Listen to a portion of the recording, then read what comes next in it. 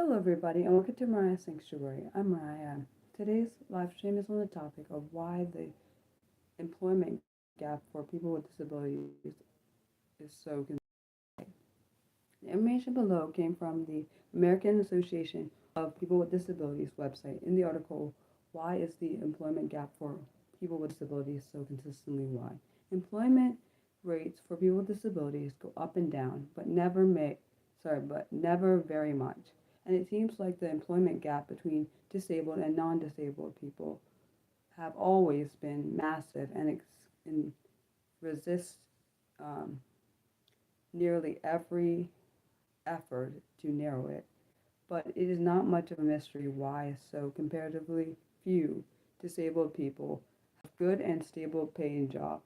In fact, the barriers are fairly obvious, at least to disabled people themselves and specialists who study the problem. Still, it may help now and then to review the factors that hinder disabled people in the job market.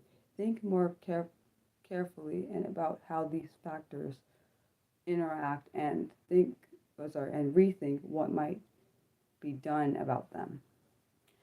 As this year's National Disability Employment Awareness Month ends, this is at least some rare good news. U.S. employment statistics over the last several months show that an improvement in employment rates for the people with disabilities.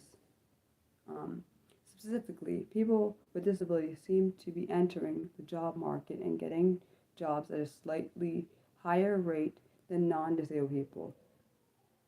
At October's report, in October's report of disability employment rates from the Keisler Foundation and the University of New Hampshire's Institution of Disability provides details. The labor force participation rate, percentage of working age people employed, increased 0.4% among disabled people between August and September, while it decreased 0.4% for non-disabled people over the same month.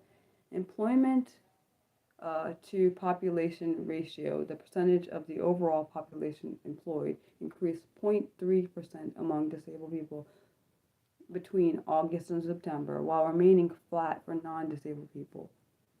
John O'Neill, PhD, director of the Center of Employment and Disability Researchers and at the Kelsers Foundation, suggests that this may be a substantial trend, citing disability employment rate improvements extend over a year at levels consistently above the historic highs of 2008.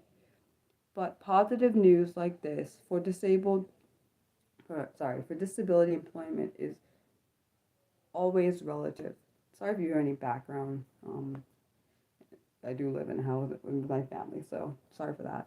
Um, Employment rates for people with disabilities have never been credibly close to those of non-disabled people, at least as long as the reliable statistics have been tracked. And despite clear, like I said, sorry if you hear any arguing, because I can hear it, so I don't know what you can hear on my live. Despite clear signs of recent progress, the employment gap for people with disabilities is still very wide. Disability statistics come compendulum, I think is how you say it, annual in 2021 from the Institute of Disabilities at the University of New Hampshire includes comparative employment rates going back to 2008. While employment rates for people with disabilities do rise, fall, and rise again over time, the percentage of percentage of disabled people employed has always been around 30 to 40% compared to more than like 70% of non-disabled people, marking a historically consistent employment gap of around 40%. Improvements have always been fairly marginal, valuable and encouraging, but not enough to change the overall picture. Disabled people's employment rates going up and down seem to be relate more to general economic conditions than to any change or and sorry for my pronunciation issues. I am anxious plus I am dyslexic. I also am autistic and ADHD, but the dyslexic comes out more when I'm on camera, unfortunately. Um, Initiative, that's what I'm trying to say, hoping to improve disability employment. So why is this gap so wide? Why is it still so difficult for the individuals or people with disabilities to find paying work? And for and with disabled people in general, is it to participate more in the job market? There is no single or simple answer. Instead, it is likely it is likely to be the combination of factors. None of them are particularly mysterious or hidden. Some of them might be easy to fix with political will. Disabilities themselves. Non-disabled people tend to view the negative effects of disabilities as much worse than they really are. Um, and disabled people still struggle to be seen as capable and valuable employees. I can contest to that. Sometimes I feel like my disabilities do hinder me in a job, so I can agree with that statement. On the other hand, most disabilities do make at least some things harder to do, which I agree with. Even under ideal conditions of accessibility and social acceptance, most disabilities require some kinds of planning, equipment, and physical and emotional endurance that non disabled people simply do not need to be worried about. These resources are not always readily available. Plus, some disabilities are relatively stable and can be made necessarily irrelevant in the workplace with the right accommodations, which is why accommodations are important. That was on my side note, that's not in the notes. Other fluctuate or are progressive. Adaptations that work today may not be enough tomorrow, a month from now, or 2 years. And chronic illnesses like diabetes, Crohn's disease, or long COVID can sometimes be harder to adapt to than deafness, blindness, and I think it's hold on. So is it paraplegia? It's basically when you're paraplegic. I don't know. I think it's there we go. Paraplegic or paraplegia. I think is how you say it. Um, Physical accessibility and standard accommodations often aren't enough. So one thing many disabled people need in order to be able to work substantially is flexible jobs that are more easily accommodate fluctuating disabilities and medical conditions.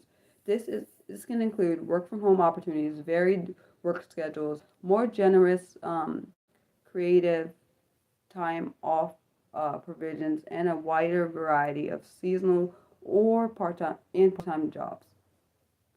Where we at? Bureaucracy and poorly designed sorry, support systems. Sometimes the problem isn't about work or disabilities themselves, but outside factors can hold disabled people back from fulfilling their full potential. The familiar the familiar example is limits of monthly earnings and savings to maintain eligibility for benefits like Social Security, Medicaid, Medicare. Millions of people, millions of disabled people exist in a vast gray area between total financial uh, self sustainability and complete reliance on benefits. They can work and get a job, but it won't pay enough to meet their higher expenses or provide health insurance adequate to meet their disabled related needs. If you make too much from a job or save too much at any given point, you can risk losing your benefits and you need to live and function. These earning and saving thresholds have not been substantially updated in decades. its poverty gap. One solution is to transform government income and healthcare benefits so they support disabled people working rather than um, being viewed as strictly a substitute for work. Working for pay while still being able to be eligible for benefits should be more common and easier to sustain. This could encourage more people with disabilities to want to work and excel, um, to put their full effort into it, confident that they'll be financially safe to take the kinds of risks so necessary for success and prosperity. Access barriers and discrimination. Of course, accessibility and mobility are two even more obvious, straightforward barriers to employment. They cannot reliably get from home to work and back because of poor or accessible transportation. Unfortunately, this is something we're still dealing with, which is insane. Which you would think because of technology it would not be like that, but yeah. Um, they cannot get into the workplace or maneuver around because of the steps and narrow pathways. They cannot access tools, techniques, and technology of specific job and professions, or maybe they cannot get into the restroom. Accessibility standards have improved access quite quite a lot over 50 or so years, but physical design and layout are still an everyday problem for people with any kind of mobile disability. And I think that's really freaking sad because you would think with all the technology we have, it wouldn't be like that. But yeah, I guess I'm biased about that because I don't have a mobile disability, that makes me not able to like use my body. I just think it's sad that a lot of I like still see it on like Twitter and all different sites that some people it's like they can't go into events or go into the bathroom, which is ridiculous in my opinion. That's a basic necessity. Like those are basic things. You should be able to get in and out of a space. You should be able to go to the bathroom. There shouldn't be like this should not be still a debate we're going through. Like I mean, this should not still be something that people are dealing with personally. But I'm also biased because I'm part of the disability community, so I fight for. I think we deserve what we get. At the same time, despite the right to individual adaptations being at the core provisions of the Americans with Disability Act, it's still far easy for employers to refuse them. Or maybe even common disabled applicants and workers themselves instinctively feel passive pressure to avoid even accessing or asking for accommodations for fear of being seen as too high maintenance. And I think that's bullshit that the people make people feel bad about asking for accommodation. That's why I said that. Finally, there are still many ways for employers to simply screen out disabled job seekers, weeding out disabled employees in an indirect ways, or underpay them and overlook their potential for advancement. Both consciously and unconsciously biased on basis of disability still happens. Fully qualified disabled people are still denied jobs and career opportunity just because they're disabled. Yeah, and I feel like that's happened to me. Just because I always disclose about my disabilities because I want people to be aware of what they're getting into, which I think has probably disqualified me from jobs. But I'm not gonna stop being me because of that. And I don't think anyone should stop being themselves because of it. I understand some people are like, oh, I don't tell my disabilities because then it disqualifies me from the job. Maybe what disabled people need is some way to make the Americans with Disability Act a more immediate and credible force for accessibility. Accommodations and non discrimination, there also should be a more focused effort for employers themselves to reduce the informal stigma against workers self identifying their disabilities and seeking accommodations. Disability rights protections do not do much good if deep down disabled people do not believe that they will work for them and opt instead to hide and muddle through without accommodations.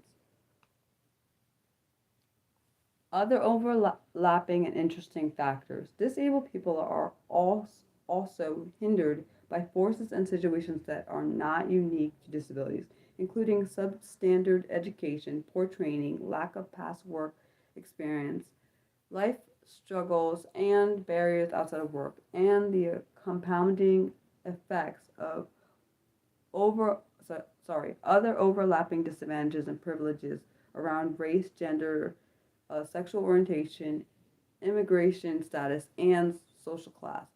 Employers, disability professionals, and disabled people themselves need to recognize that while people with all kinds of disabilities have much in common, they face a wide range of different barriers when it comes to employment. The reasons for such high and persistent unemployment among people with disabilities aren't simple. No single great reform or social change is likely to be revolutionary enough to move the needle by itself.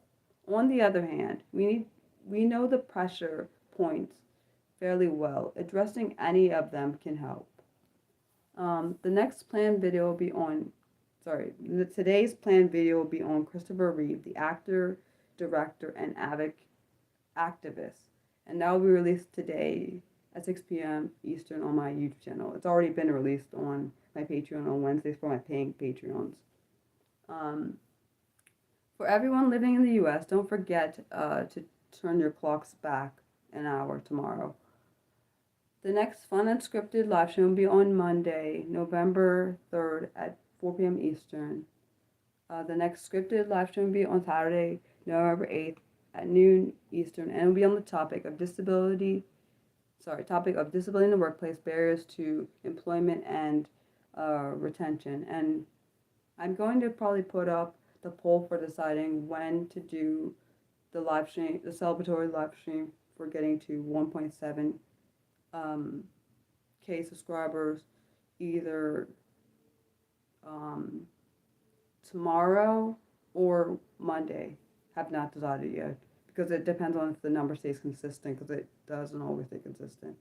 And thanks for watching, everybody. Love you guys. Have a good week. And those who come on Monday, I'll see you on Monday. Those who not come on Monday, I'll see you whenever you come back.